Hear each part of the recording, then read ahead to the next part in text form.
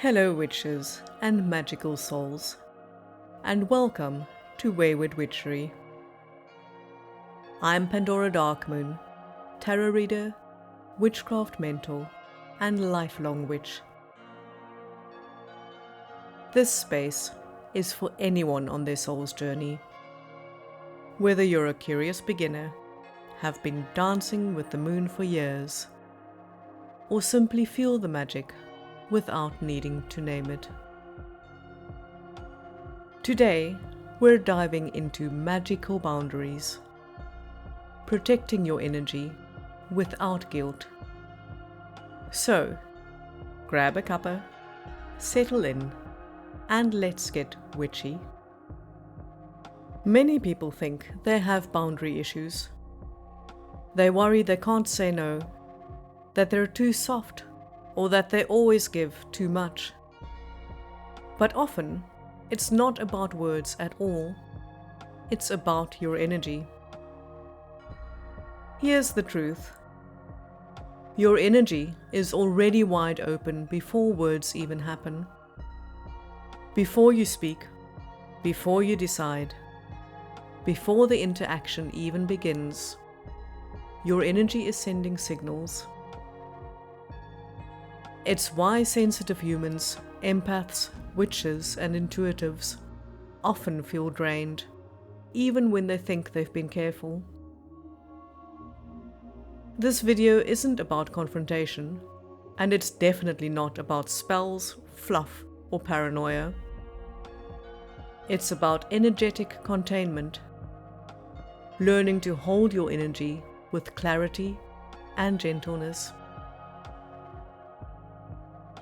If you've ever felt your boundaries fail even though you have said no, or felt wiped out after a seemingly small interaction, you're in the right place.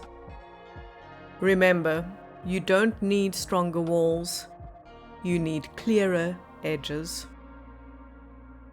Let's clarify something important before we go further. There's a difference between social boundaries and energetic boundaries. Social boundaries are visible behaviors, communications, decisions, and the rules we set in our relationships. For example, I can't work late tonight, or I won't lend money, or I need peace and quiet after 10 p.m. Social boundaries are, or at least should be, obvious to others, and they can be enforced verbally or physically. Energetic boundaries, on the other hand, are invisible. They're about awareness, attention, and permeability. They're ways you allow energy to enter or leave your field. You can say yes and still feel drained, or say no and still feel wrecked if your energy was open before the exchange.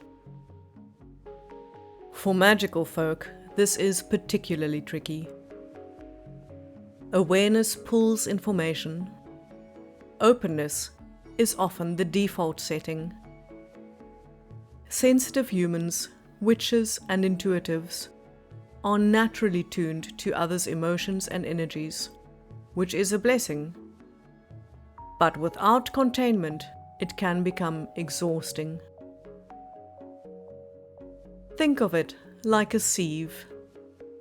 Social boundaries block behavior. Energetic boundaries block unnecessary energetic leakage. Both are necessary, but the latter is often neglected.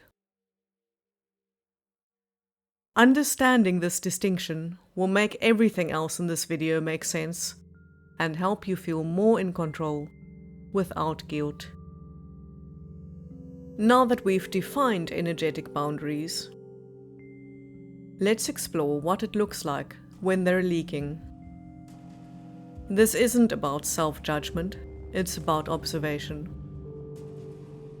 Some signs you might notice: feeling emotionally contaminated after interactions, carrying the moods or tensions that aren't yours, sudden exhaustion after what seems like a normal day. Foggy thinking, dulled intuition, or difficulty making decisions. Or a sense that you need isolation just to find yourself again. This is normal for sensitive humans. It is not a weakness. It is not failure. It is sensitivity without containment. Think of it like a cup that's constantly exposed to the rain. Eventually, it will overflow. Recognizing these signs is the first step. Noticing them doesn't mean you're broken. It means that your system is asking for care and guidance. The good news? Learning energetic containment isn't about stopping your sensitivity. It's about directing it, honoring it, and protecting it. This is the bridge from reactive exhaustion to conscious stewardship of your energy. And yes, even social bats like me need it. Some of us love being solitary, simply to maintain our alignment. Here's why sensitive humans, witches, and intuitives often struggle. Sensitivity isn't fragility. Your intuition works by openness, by connecting to subtle currents and signals that most people miss. But openness without choice becomes depletion. Many witches are taught how to open, how to tune in, how to feel deeply, but very few are taught how to close. And that is a huge light bulb moment for those who've wondered why they feel so drained despite doing everything right. Understanding that sensitivity is a tool, not a flaw, is liberating. Energetic boundaries are not about shutting off your gifts. They're about guiding them with discernment. They're about giving from fullness, not emptying yourself to satisfy expectation. This is a mindset shift rather than a technique shift. It's orientation. Learning that your energy is precious, your field sacred, and your openness is powerful when consciously managed. Some people swing the pendulum too far and start thinking that protection is about fear, about shielding everything from everyone. That is not what we're talking about. Protection is discernment. It's choosing when you are receptive, not blocking the entire world. Think of doors versus walls. Doors can open and close with intention. Windows can let in light or be shuttered to block a storm. Breathing in, breathing out. Tides rather than fortresses. Energetic protection is a rhythm, not a rigid rule. You don't need to shield against everyone, only what threatens your equilibrium.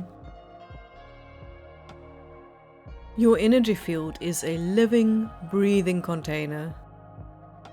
Learning to navigate it without paranoia keeps your magic grounded and your nervous system intact. Remember, you can be open, generous, intuitive, and still protected. The act of protecting your energy is sacred, not selfish. Saying no, even energetically, is a form of magic, a spell of self-respect and alignment. So, let's take a look at everyday energetic hygiene. Here's how it works in everyday life. Firstly, Start thinking of grounding as a state, not a ritual. You don't need fancy tools or ceremonies. You just need awareness of your connection to your own body and the present. Next, cultivate the habit of closing practices after interaction. This can be a pause, a visualization, a deep breath. Anything that signals your energy is reclaiming space.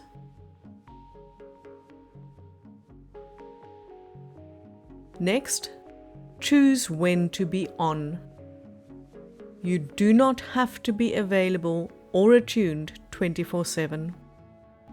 It's okay to step back without guilt. And finally, returning to self as a baseline. Your energy is your reference point, not other people's moods or expectations, and not external chaos. These are things to notice, not perform. Observation precedes mastery. They allow you to live fully sensitive, fully magical, and fully contained. Many people come to Wayward Witchery not because they're broken, but because they're open and tired. Learning containment is part of mature spiritual practice. It's something I explore deeply with clients and students, helping them harness their sensitivity, honor their energy, and operate from a place of fullness rather than depletion. If you resonate with that, know that support is available and that boundaries can be sacred, grounded, and guilt-free. Thank you for joining me at Wayward Witchery today. I hope something in this episode stirred your soul.